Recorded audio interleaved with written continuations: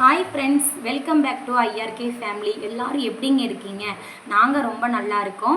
இன்றைக்கி நம்ம வீடியோவில் நீங்கள் என்ன பார்க்க போகிறீங்க அப்படின்னு பார்த்தீங்கன்னா, உங்களுக்காக நான் ஒரு சில மணி டிப்ஸ் தான் கொண்டுட்டு வந்திருக்கேன். சேவிங்ஸ், அதாவது நம்ம வேலைக்கு போய்கிட்டு இருக்கோம், நமக்கு மந்த்லி இவ்வளோ தான் சேல்ரி வருது, வீக்லி இவ்வளோ தான் சேல்ரி வருது அப்படின்றத வச்சு நம்ம எவ்வளோ செலவுகளை எதில் பண்ணணும் அப்படின்னா நமக்கு கொஞ்சம் பணம் சேவிங்ஸ் ஆகும் அப்படின்றத பற்றி தான் இந்த வீடியோவில் நம்ம பார்க்க போகிறோம்.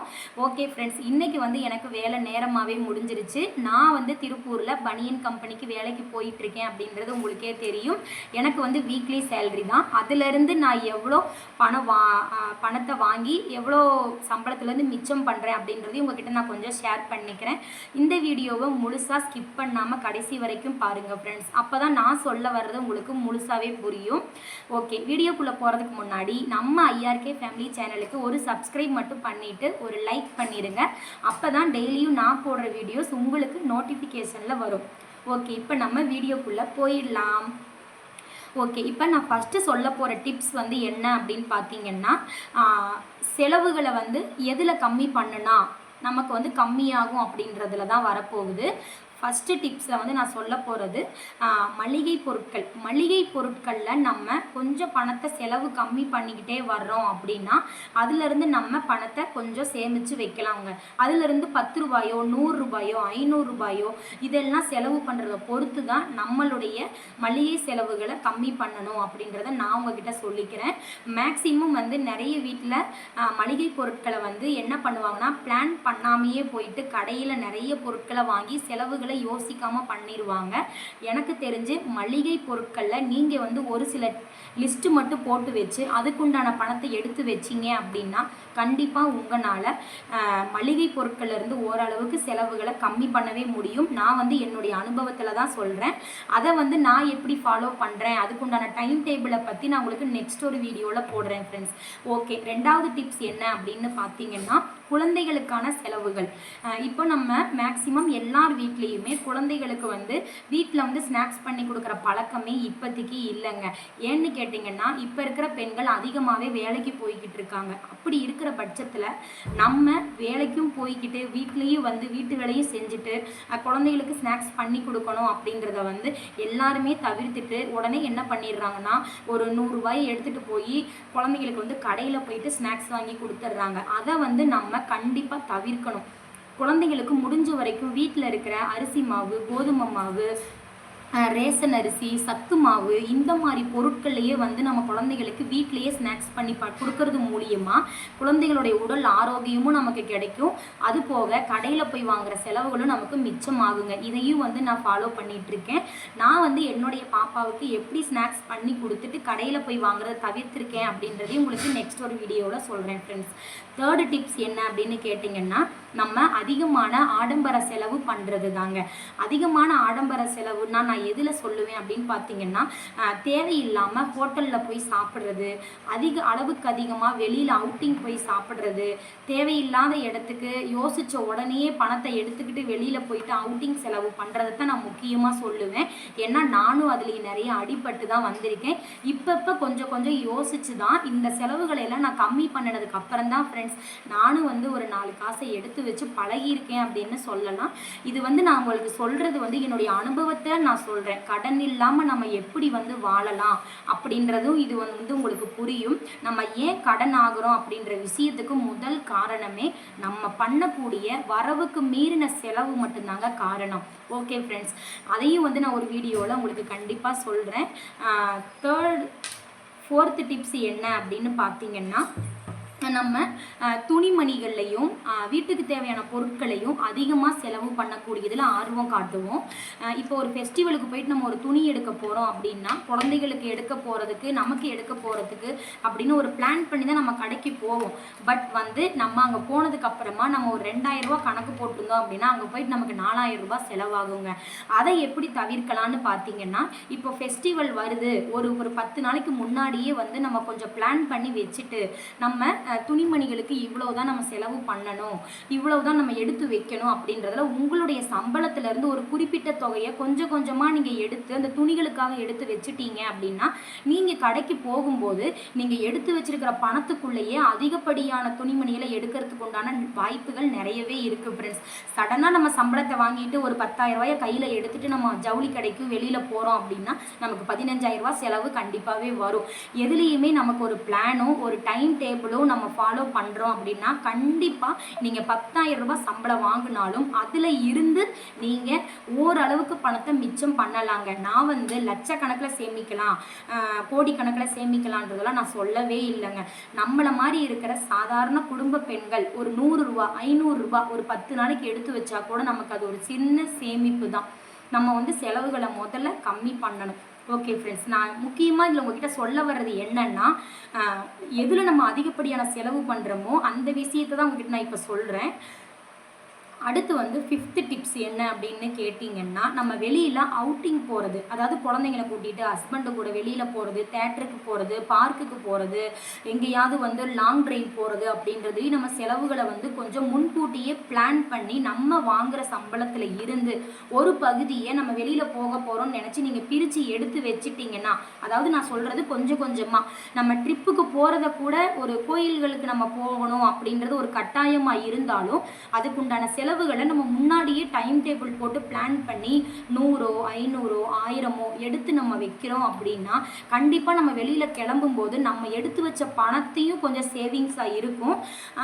வெளியில் கிளம்புறப்ப நம்மக்கிட்ட அதுக்கு மேலே எக்ஸ்ட்ரா பணம் இருக்குது அப்படின்னா அதுலேயும் ஒரு பகுதியை எடுத்து வச்சுட்டு நம்ம வெளியில் கிளம்பணும் அப்படின்னா நம்ம எதிர்பார்க்குற செலவுகள் கம்மியாகவே ஆகும் ஃப்ரெண்ட்ஸ். ஏன்னா மேக்ஸிமம் நிறைய பேர் ஜவுளி கடையாக இருக்கட்டும், அவுட்டிங்காக இருக்கட்டும், இல்லை வெளியில் போகிற டிபார்ட்மெண்டல் ஸ்டோரு, எங்கே போய் எது வாங்கினாலும் சரிங்க, நம்ம பிளான் பண்ணி போகிற செலவு இப்போ வரைக்கும் நடந்ததே கிடையாது. நிறைய வீட்டில் இப்போ வரைக்கும் அது கூட சேவிங்ஸுக்கு ஒரு பெரிய தடையாகவே இருந்திருக்கலாம். நான் வந்து இப்போ சில காலங்களாக அதை பண்ணிட்டு இருக்கிறதுனால தான் எனக்கு அது ரொம்ப யூஸ்ஃபுல்லாக இருக்குது அப்படின்றது காரணத்துக்காக மட்டும்தான் உங்ககிட்டயும் நான் அதை ஷேர் பண்ணணும்னு நினைக்கிறேன். ஓகே ஃப்ரெண்ட்ஸ், நெக்ஸ்ட்டு வந்து 6வது டிப்ஸ் என்ன அப்படின்னு கேட்டிங்கன்னா, நம்ம சாப்பிட்ற உணவுகளில் கூட நம்ம கொஞ்சம் கொஞ்சம் மிச்சம் பண்ணலாம். சாப்பிட்ற உணவுகள்னால் சாப்பிடவே கூடாது அப்படின்றத நான் சொல்ல மாட்டேன். ஆரோக்கியமான உணவுகளை நம்ம வீட்டிலையே சமைச்சு சாப்பிட்லாம் ஃப்ரெண்ட்ஸ். நீங்கள் வீட்டில் சமைச்சு சாப்பிட்றதுக்கும் ஹோட்டலில் போய் சாப்பிட்றதுக்கும் நிறையவே வித்தியாசம் இருக்குன்னு தான் நான் சொல்லுவேன். அவங்க வீட்டில் நம்ம சமைச்சு ஆரோக்கியமாக சாப்பிட்றதையே வந்து ஹோட்டல்லையும் தான் சமைக்கிறாங்க. என்னென்னா அங்கே டேஸ்ட்டு விதம் கொஞ்சமாக மாறுபடுது. அந்த டேஸ்ட்டு விதம் நாக்குக்கு நல்லா இருந்தாலும் உடலுக்கு ரொம்பவே தீங்கு விளைவிக்கக்கூடியதான். நானும் வந்து ஒரு சில காலத்தில் ஹோட்டலில் போயிட்டு வெளியில் சாப்பிட்டு செலவு பண்ணவ தான்.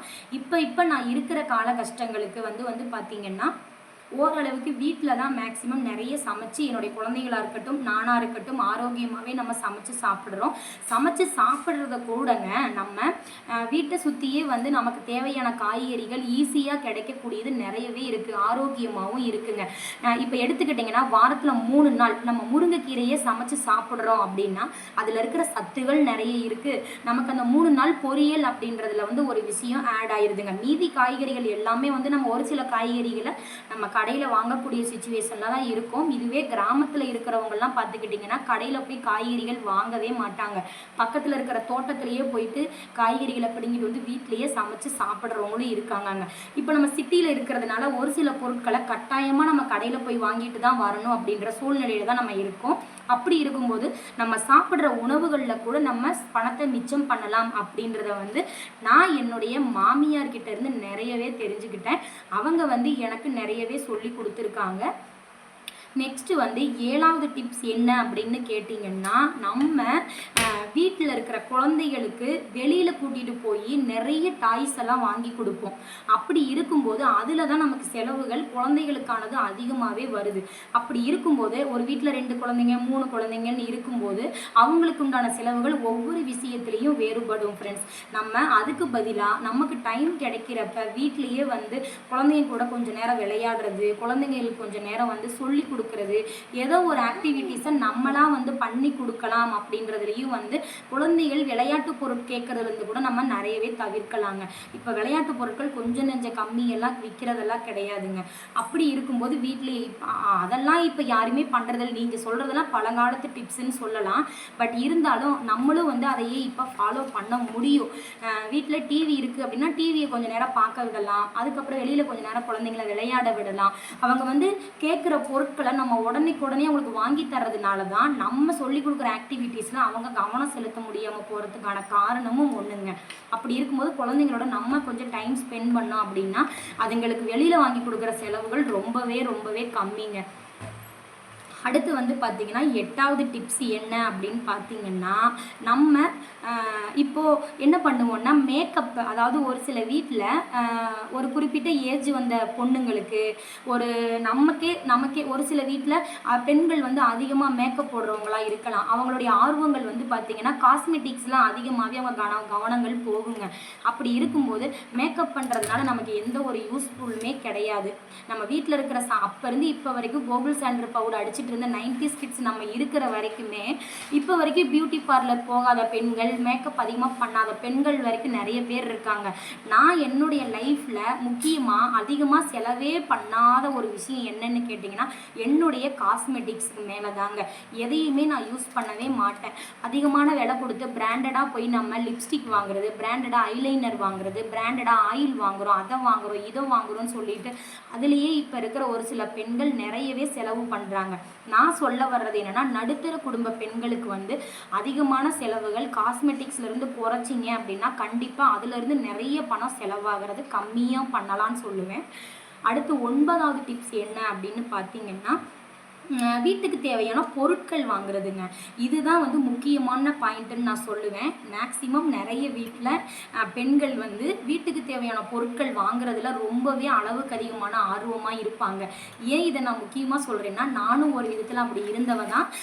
எனக்கு வந்து வீட்டுக்கு தேவையான பொருட்கள் இது வேணும் அப்படின்னு சொல்லிட்டு நானும் பிளான் பண்ணி போயிட்டு கடைக்கு போனால் எதையாவது ஒன்று இதை நம்ம வீட்டுக்கு வாங்கினா நல்லாயிருக்கும் அப்படின்னு நினச்சிட்டு தூக்கிட்டு வந்துடுவேன். பட் அந்த பொருளை வாங்கிட்டு வந்ததுக்கப்புறம் நம்ம அதை யூஸ் பண்ணவே மாட்டோம். ஆனால் அது நம்ம பணம் இருக்கும்போது அந்த ஆர்வத்தில் போய் அந்த பொருளை வாங்கிட்டு வந்து அது வீட்டில் சும்மா தான் இருக்கும். அதில் கூட எப்படி செலவு கம்மி பண்ணலான்னு பார்த்தீங்கன்னா, இப்போ கிச்சனுக்கு தேவையான பொருட்கள் ஏதாவது முக்கியமாக தேவைப்படுது, இந்த பொருள் இருந்தால் கிச்சனில் இந்த செலவு நமக்கு கம்மியாக இருக்குது அப்படின்ற பட்சத்தில் ஒரு பொருளை போயிட்டு நம்ம கடையில் அதை வாங்கலாம். அதை கூட கொஞ்சம் முன்னாடியே பிளான் பண்ணி இப்போ கிச்சனுக்கு தேவையான பொருட்கள் ஒரு 500 ரூபாய்க்கு வாங்க போகிறோம் அப்படின்னா அதை கூட ஒரு 100 ரூபாயை நம்ம எடுத்து வச்சு ஒரு டைம் வரும்போது அதை போய் நம்ம வாங்கிட்டு வந்துடலாங்க. முக்கியமான ஒன்று, வீட்டுக்கு தேவையான பொருட்களை வாங்குறதுல நீங்கள் பிளான் பண்ணால் மட்டும்தான் உங்களுக்கு செலவுகள் இன்னுமே கம்மியாகுங்க.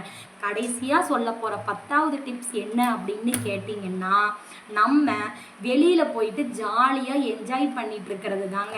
நிறைய வீட்டில் இப்போ வரைக்கும் என்னென்னா, வீக்லி சேலரி வாங்குறவங்களுக்கு நான் முக்கியமாக சொல்கிறேன், ஞாயிற்றுக்கிழமை ஆனால் எல்லாரும் என்ன பண்ணுவாங்க தெரியுமா, நல்லா கறி எடுத்து சமைச்சு சாப்பிட்டுட்டு ஒரு சில வீட்டில் ட்ரிங்க்ஸ் பண்ணுறாங்க அப்படின்னா அவங்களுக்காக ஒரு சில செலவுகளையும் நம்ம ஒதுக்கிட்டு அந்த ஞாயிற்றுக்கிழமை வரும்போதே வந்து பார்த்திங்கன்னா நம்ம வாங்கி வச்சுருக்கிற பகுதி சம்பளம் டோட்டலாகவே காலியாயிடும். திங்கக்கிழமை வேலைக்கு போகும்போது அடுத்தடுத்த பிரச்சனைகளை நம்ம சமாளிக்கக்கூடிய பணம் நம்மக்கிட்ட இருக்கவே இருக்காதுங்க. முக்கியமாக ஞாயிற்றுக்கிழமை ஊர் சுற்றுறது, வெளியில் போயிட்டு அவுட்டிங் போயிட்டு என்ஜாய் பண்ணிட்டு வர்றதை தவிர்த்தோம் அப்படின்னாலே வந்து கண்டிப்பாக நமக்கு அதுக்குண்டான செலவுகள் ரொம்பவே கம்மியாகும் ஃப்ரெண்ட்ஸ்.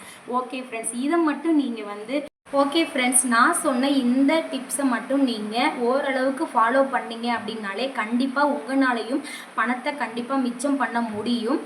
அது மட்டும் இல்லாமல் நான் சொன்ன ஒவ்வொரு டிப்ஸ்லேயும் எவ்வளோ பணம் எடுத்து வச்சா நம்ம இன்னும் மிச்சம் பண்ணலாம் அப்படின்றத நெக்ஸ்ட் வீடியோவில் நான் கண்டிப்பாக உங்களுக்கு சொல்கிறேன். இந்த வீடியோ உங்களுக்கு யூஸ்ஃபுல்லாக இருக்கும் அப்படின்னு நான் நினைக்கிறேன் ஃப்ரெண்ட்ஸ். பிடிச்சிருந்தால் மறுபடியும் ஒரு லைக் பண்ணிவிட்டு சப்ஸ்கிரைப்பும் பண்ணிவிட்டு உங்களுடைய அனுபவம் எப்படி இருக்குது, இப்போது என்னுடைய அனுபவம் நான் சொன்னதுலேருந்து உங்களுக்கு யூஸ்ஃபுல்லாக இருக்கா அப்படின்றதையும் கண்டிப்பாக கமெண்டில் சொல்லுங்கள். நெக்ஸ்ட்டு என்ன வீடியோ போடணும் அப்படின்றதையும் கண்டிப்பாக கமெண்டில் சொல்லுங்கள் ஃப்ரெண்ட்ஸ். நம்மளுடைய சேனல் இன்னுமே வந்து க்ரோத் ஆகாமல் அப்படியே தான் இருக்குது. அது எதனால் அப்படின்றது எனக்கு தெரியல. லாங் வீடியோ மட்டும் வியூஸ் வந்து இன்க்ரீஸ் ஆகவே மாட்டேங்குது.